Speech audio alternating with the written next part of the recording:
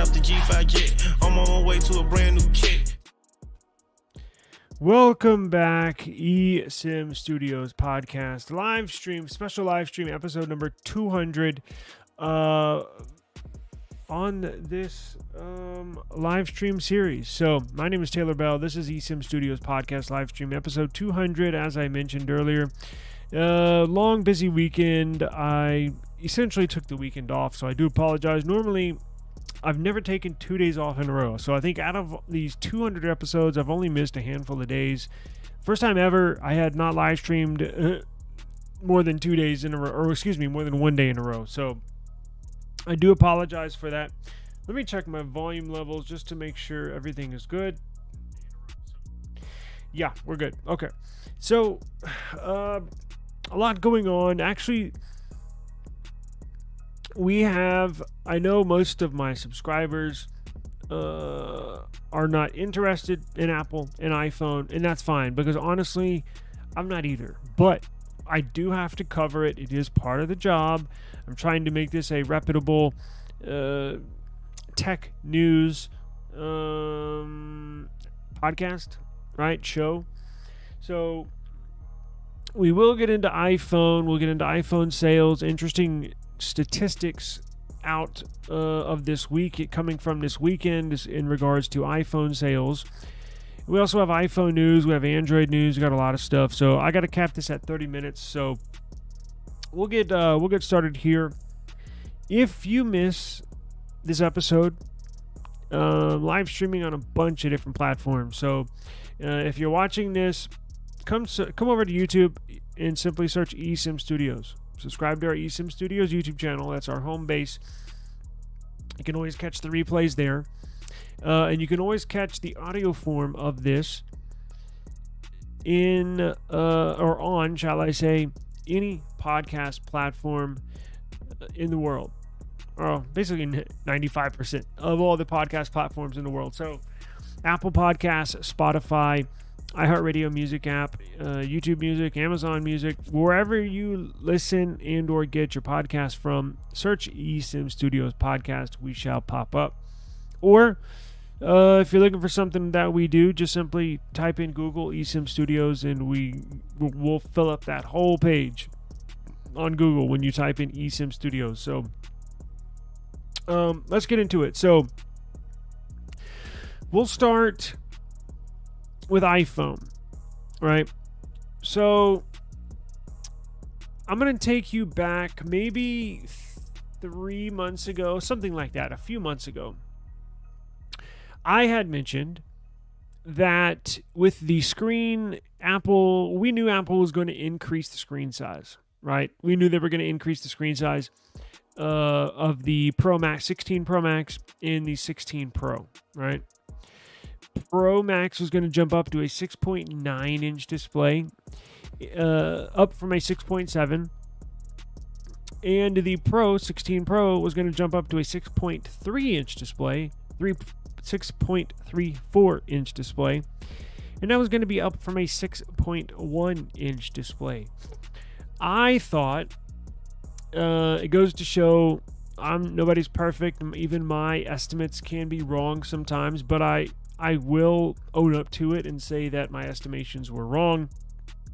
I thought that the highest selling iPhone model this year was going to be the 16 Pro.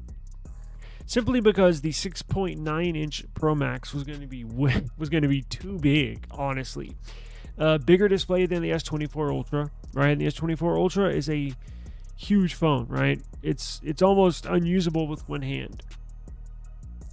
I figured the Pro Max was going to be so big this year that that's the main reason why they increased the screen size of the 16 Pro, because if the Pro Max was going to be way too big, well, people that still wanted a big screen but didn't want something as small as a 6.1 inch display, I felt like Apple increased the screen size of the 16 Pro to kind of catch those people that were in between. So it's still a relatively smaller phone, but it's not a tiny phone.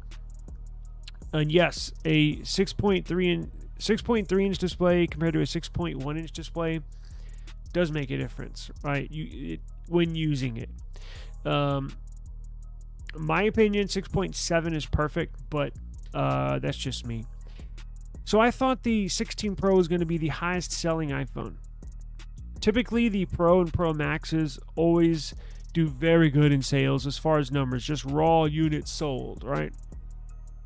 Well, we have pre-order numbers in so far. So starting on the, starting on the 13th, Friday the 13th, you could pre-order an iPhone 16 series, whether it's a 16, a 16 Plus, 16 Pro, or Pro Max.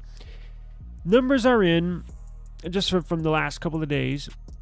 And actually, I was incorrect. The 16 Pro was the least selling iPhone 16 series over these last couple of days.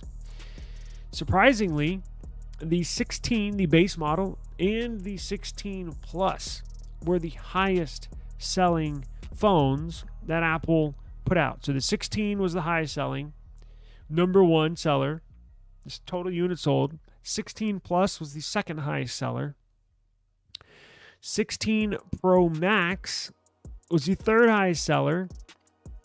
And the 16 Pro was the least sold. I say least, they've still probably sold a few million iPhones over these last couple of days of each model. 16 Pro was the least selling iPhone 16 series model so far. And again, I thought that would be the highest selling. So what do I know? But for me, that's probably the best one to get. I have a bunch of big phones, so I don't, want another ginormous phone. So the Pro is my choice. But the reason why I think people, the average consumer, is getting a 16 and a 16 Plus, it's pretty simple, right? It comes down to cost. Cost, price of a certain service and or product is the ultimate deciding factor in whether somebody buys it or not, right? It just is. Price. We're in a weird times where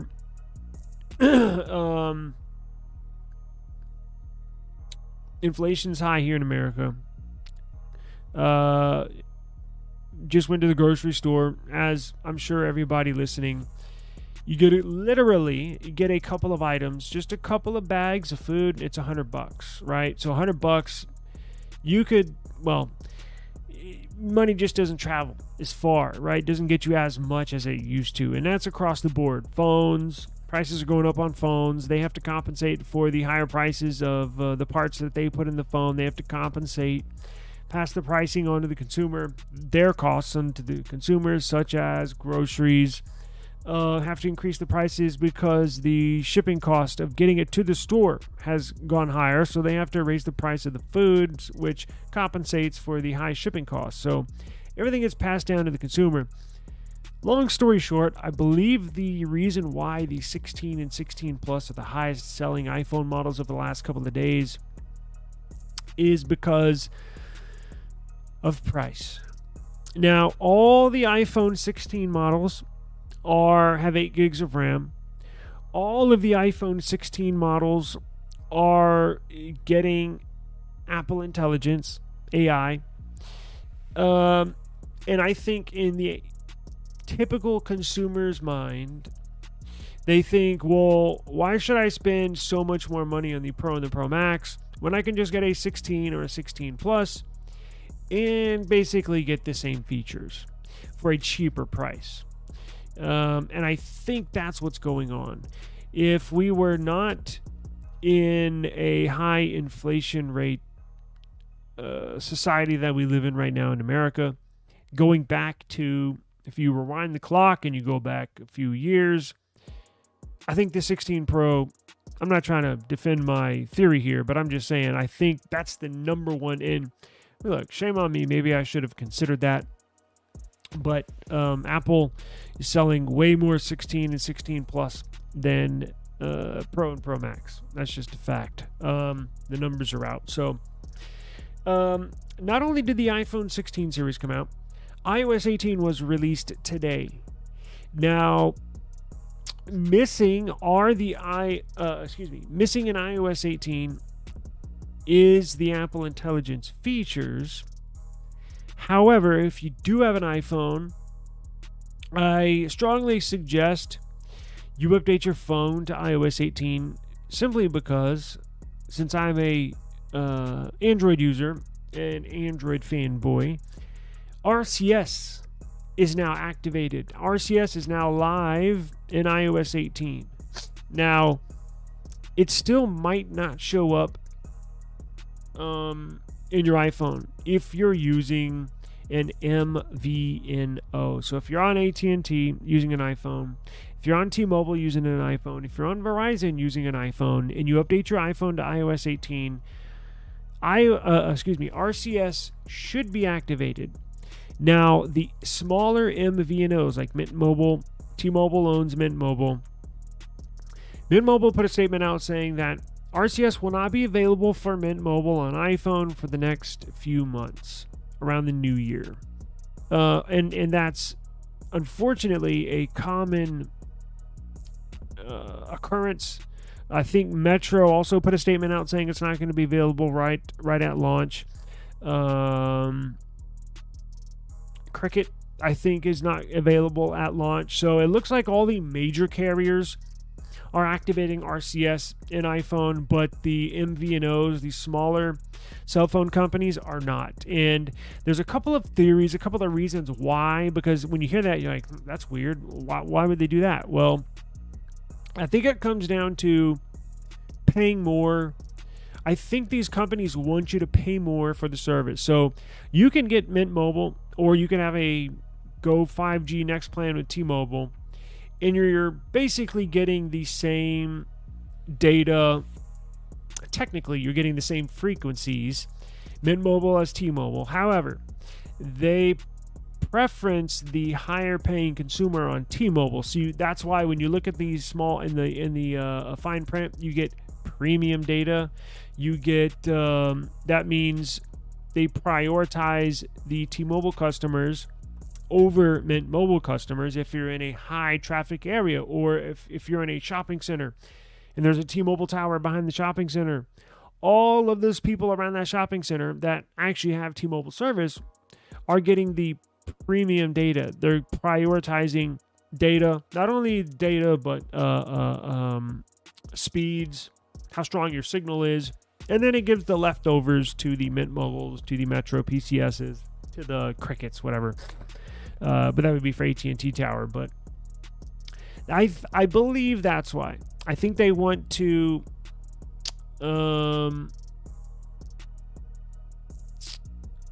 prioritize the higher paying customer. And they want you, if somebody absolutely has to have it, they want you to go to T-Mobile, right? If somebody has to have RCS, they want you to jump off Cricket and go to AT&T.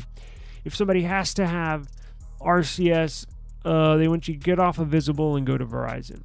I believe that's why. It's not fair, but it is what it is, right? It is what it is. These businesses use these little strong arm tactics to try to get you to pay more money. I mean, that's what it comes down to. Just pay more money. So now RCS should work between iPhone and Android officially today.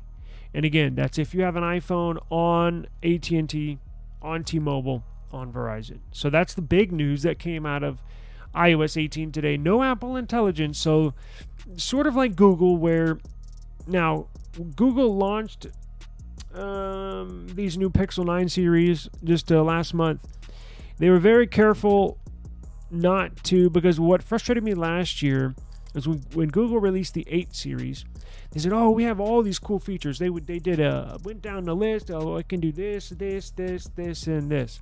When the Pixel 8 series launched, the actual phone, when you got it, only did like half of those, right? Like half of the services that they listed worked out the box. Half of them were going to come at a later date. That really pissed me off. I don't think they should announce what it will do in the future. Tell me what it's going to do when it comes out of the box, because some people, and we didn't know that until we actually got the Pixel 8 series. Until you get them in your hand, start using them. Or they would say, for one or two of the services or features, they would say, coming at a later date, right? So Apple Intelligence, these new Apple iPhone 16s are supposed to run Apple Intelligence, right? AI. However, not at launch. They're sort of taking a page out of Pixel's, Pixel book, which is not cool, right? But it is what it is. If it's not ready, it's not ready. But boy, they sure have been promoting it quite a bit. So we don't know exactly when it's going to come. They said coming soon, right? So I'm assuming it's going to be right around. I'm hoping it would be around the New Year's, Christmas time, something like that here in the next few months. But we just don't know right now. But Apple also put out updates for Sequoia, so MacBooks. You have a big software update. Apple Watch, you have a big update there. Watch OS, or whatever the hell they call it. It's supposed to activate the sleep apnea tracking.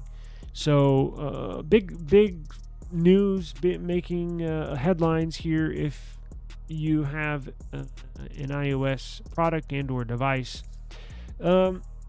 Android news. We got some interesting camera cutouts. We have some interesting news when it comes. Let's go ahead and let me pull up the news. Let me pull up the news here. Hang on.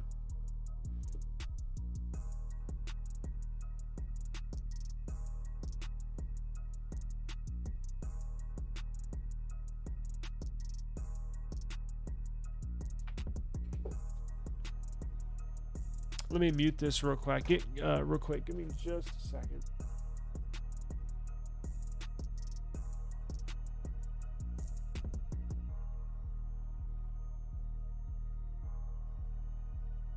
All right, I'm back. So let's do this. Let's go through the news, right? So, phone news. Let's see what we got on today's list. So, here's something I saw. Samsung, you know how Huawei came out with that tri-folding phone, right? So Huawei came out with, it's a tri-fold. So it's not only a foldable with one hinge, it has two hinges, three screens, technically one screen, but it can be folded in two different ways, but it, essentially has three sections of screens that has been taking the internet by storm. Well, Samsung apparently says, well, hold my beer, I got one for you. Apparently, Samsung is pursuing the world's first rollable phone. I've seen this at CES. I've seen these even as of a couple of years ago. So these have been made. These have been developed, just not for sale. So Samsung it looks like they're going to do a rollable phone where the screen, it'll be a phone, and you'll be able to increase or decrease the screen size simply by a flexible OLED. Now, surprisingly, interesting fact, this Nothing Phone 2A has a flexible OLED in here. Why did they put a flexible OLED in a phone that does not fold or roll? It's because it's very thin. It's a very, very, very thin OLED panel, so they can get more stuff underneath it inside the device. But these rollable and foldable LED screens, OLED screens, have been out for years. So just interesting that Samsung is going to get into the rollables and not the multiple foldables, if that makes sense. So now I don't know if it'll be available next year, but should be available in 2026. Let's see if it says here in the article. Rumors claim Samsung is reportedly shifting its focus on a rollable style smartphone following Huawei's Trifold. The device is supposedly seeking a second half of 2025 launch with a 12.4-inch display when fully expanded. So it's going to be a big device, right? Because that's the size of their tablet plus, S10 plus, S9 plus, tab S9 plus. That's the same size, right? Samsung showcased a rollable phone prototype during CES called the Rollable Flex. I'm assuming this is it. Rollable Flex. Very interesting. So that's slated for a late 2025 launch, basically a year from now. So we'll keep an eye on that. Now, interesting, we know leaks have been coming out for the Samsung Galaxy S25 series, right? So we've got to see what the S25 Ultra looks like. I love the design, and the S25 Plus and regular S25. We've been able to see what they look like from the back, so it doesn't look all that different from this year's S24 series, right? Same camera setup and everything, but the photos we've seen of these new S25 series is just from the back, right? So now we've got new information where we are able to see the camera sensors from the side, and what do you know? It looks like a Super Mario gutter pipe. What do I mean by that? Well, or warp pipe. Interesting design. So the design, Samsung may use a unique camera design for the S25 and S25 Plus. This design is reportedly called a double layer design. It said the unusual design won't appear on the Ultra. Now, if you can see exactly where, how, and what I'm talking about, check this out. You see where it's not a straight cylinder coming up from the sides of the sensor all the way down to the back of the glass? It actually has that pipe head sort of look and feel. Do y'all remember Super Mario Brothers, or am I aging myself by referencing that? So it's basically coming out from the back of the phone.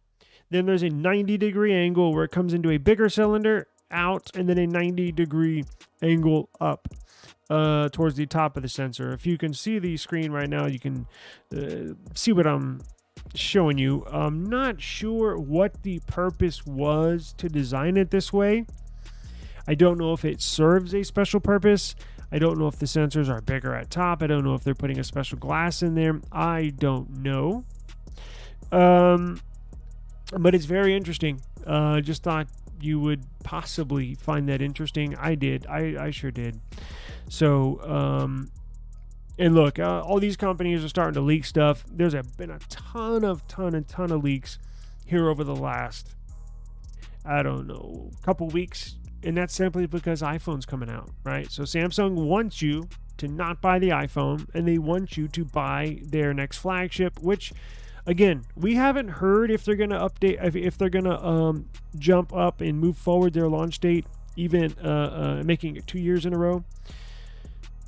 But I would not be surprised, right? So the Snapdragon 8 Gen 4 next month is going to be released. We've got word that the OnePlus 13 is going to be released next month, right? Early, really early. I would not be surprised to see the S25 series maybe get a before Christmas launch. Nothing yet. We have not gotten any words, no official rumors or any kind of rumors, but everybody's moving forward. Everybody's launching their devices sooner, right? And you're getting all these leaks with these iPhones coming out. You got this tri-foldable phone by Huawei. You got Samsung leaking the S25 series, their new rollables. You got OnePlus coming out leaking their, hey, we're going to launch our new phone, our new flagship next month. All sorts of leaks coming out, and that's just due to the iPhone, right? So let's see what we got here.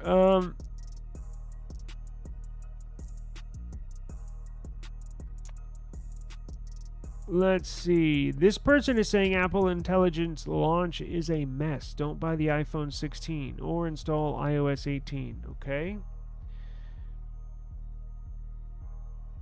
What else we got?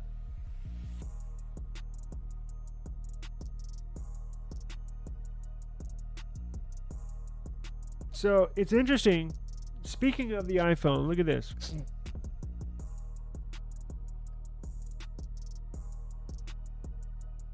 it's interesting that going back to iPhone sales, it's interesting that the iPhone 16 Plus has been their best seller, because next year Apple is getting rid of the iPhone 17 Plus. They're getting rid of the Plus model, because traditionally it's always been their worst selling model. Now, plans are to boot the Plus model next year and input the iPhone 17 Air model. It's just interesting that we're at a point now where the Plus is outselling everything, right? Is it the Plus? Let's see. Pre-order sales of the iPhone 16 Pro and 16 Pro Max have dropped 27% and 16% respectively compared to last year's models. That is insane. So the 16 Pro has sold 27% less than the iPhone 15 Pro did at this point, and the 16 Pro Max has sold 16% less than the 15 Pro Max has sold at this time last year. The 16 and 16 Plus have increased by 10%.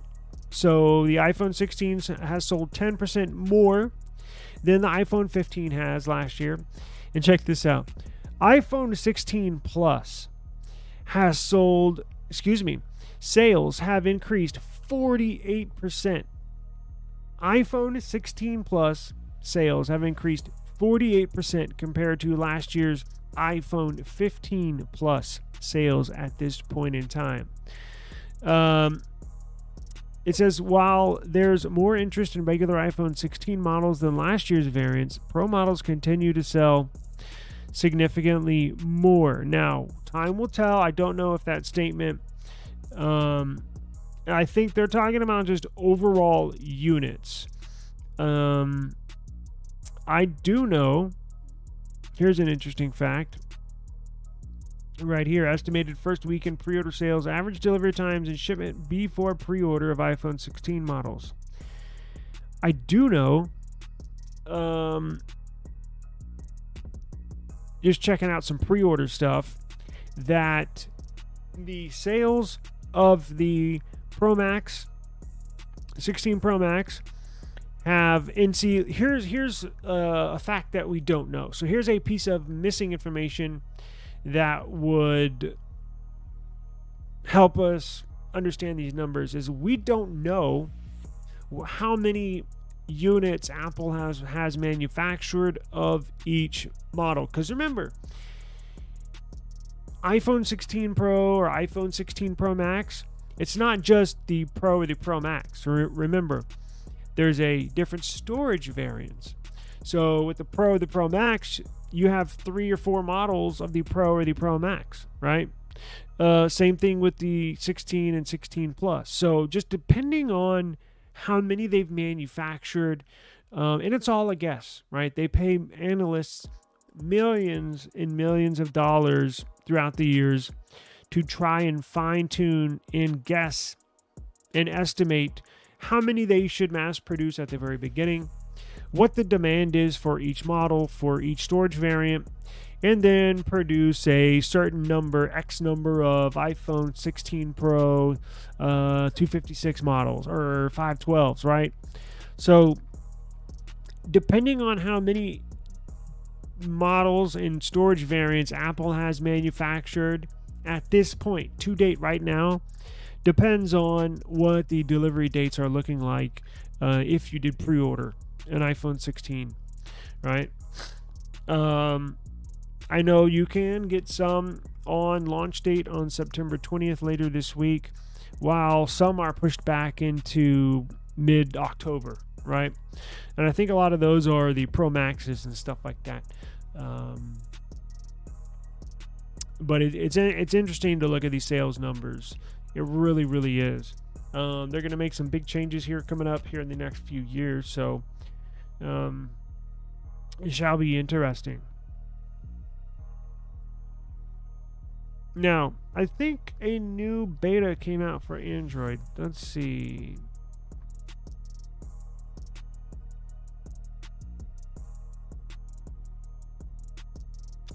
Let's see here.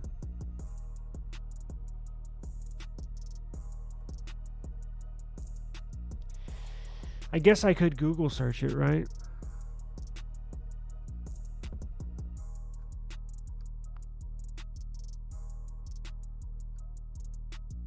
Why don't we do that real quick and jump into what are the updates? So I'm not.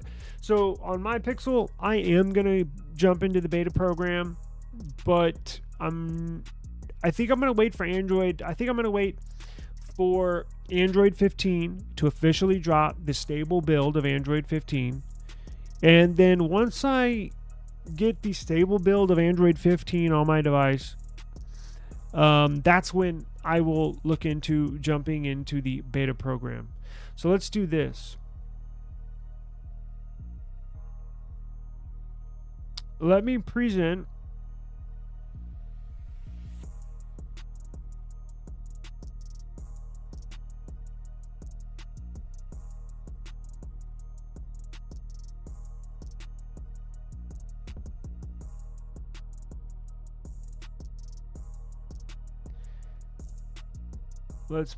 this, and let's look up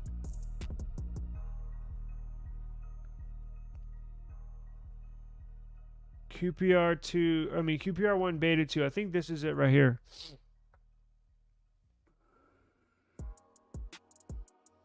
Yes, 1 day ago. So, okay, it was released on Thursday. So, let's look into this real quick and then we'll get out of here. Let's see what this entails.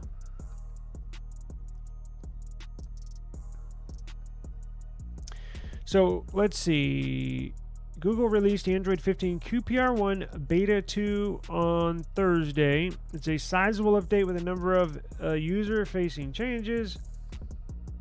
Okay, so here's what's changed. Pixel screenshots does not automatically process captures. When you take a screenshot, the bottom corner, I think they miswrote that. Preview does not glow and just opens markup when tapped, while the reminder action does not appear alongside share, edit, and capture mode. Okay. So screenshots have changed slightly.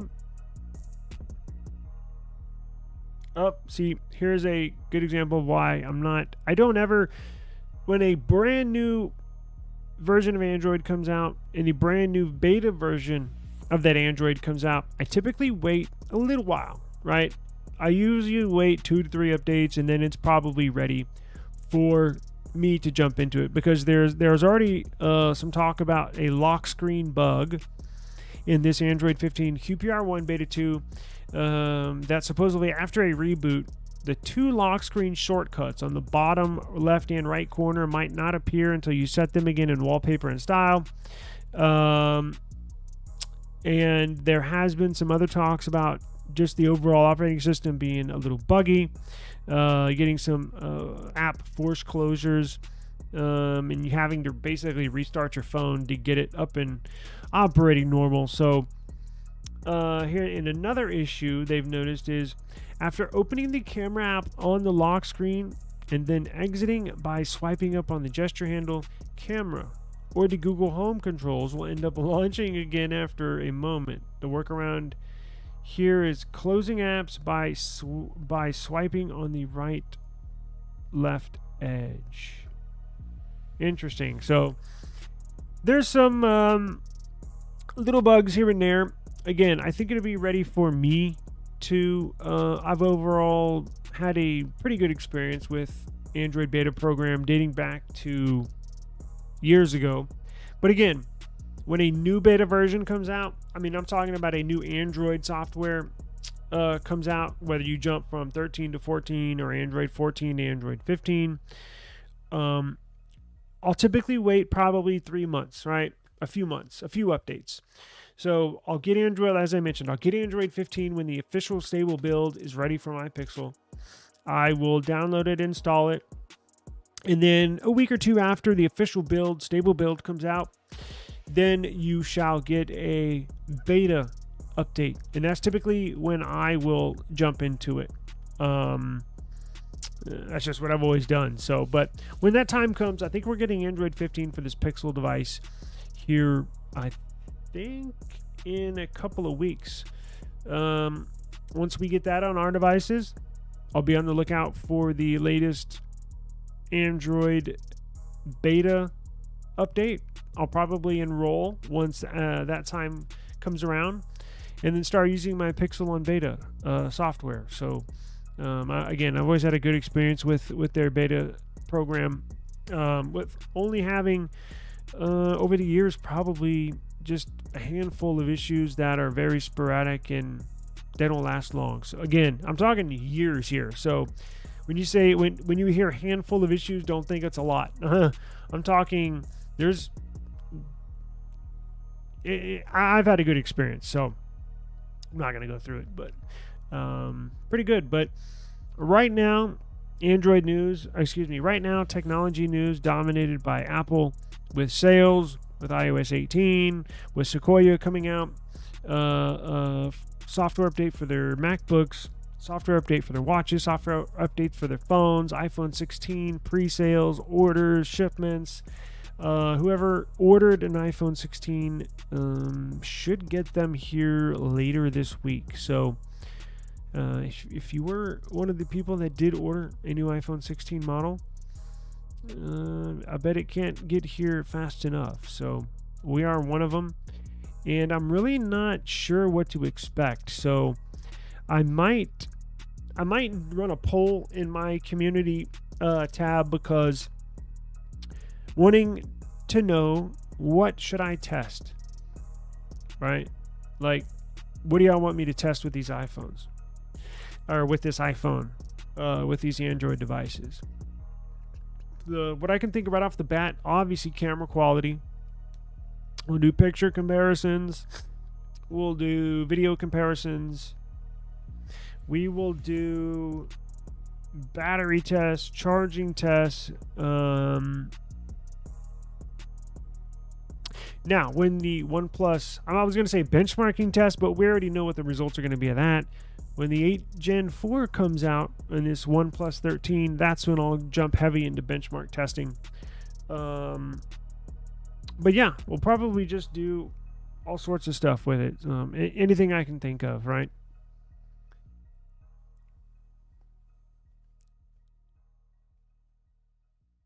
Raw camera output.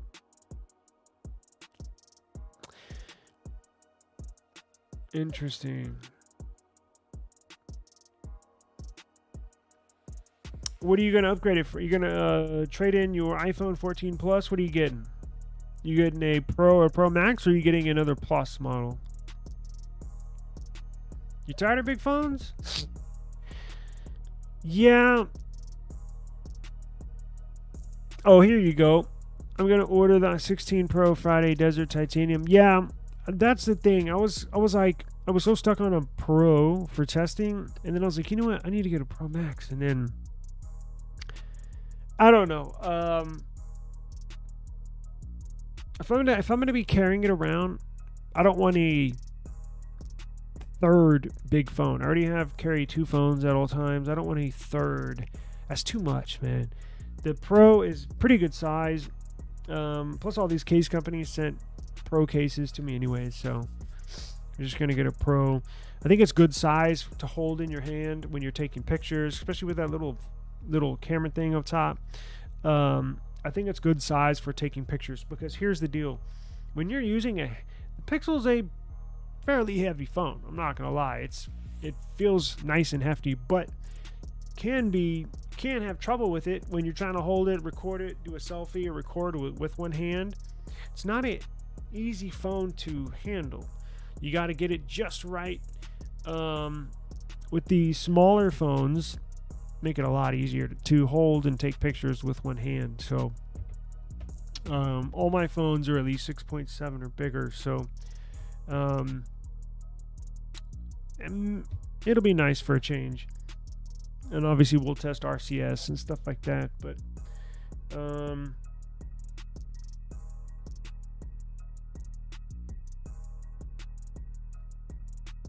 Raw camera output in auto mode. Got you. Okay. That's a really, really, really good idea. Raw camera output and see what it looks like. Yeah. Yeah, I agree.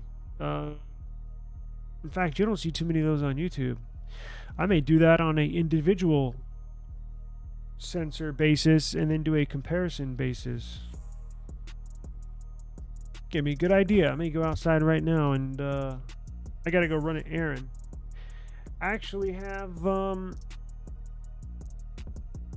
couple things I need to ship out, so I'm gonna go ship out some of this stuff and go take some raw image photos and add them to my collection. And I'll see y'all tomorrow. I didn't live stream this weekend because I had a lot of shit going on, but we'll see y'all back tomorrow. And I have your Rinky case, Daniel. And did I buy that Amazon gift card? Let me get out of here. I got some business to attend to. I'm going to send Brian that Amazon gift card. I thought I bought it. Let me see if I sent it. Anyways, Daniel, I'm going to ship you your Rinky. I got it right down here. I'm going to go to the UPS store right now. So let me get out of here, guys. I'll see you all tomorrow. Peace.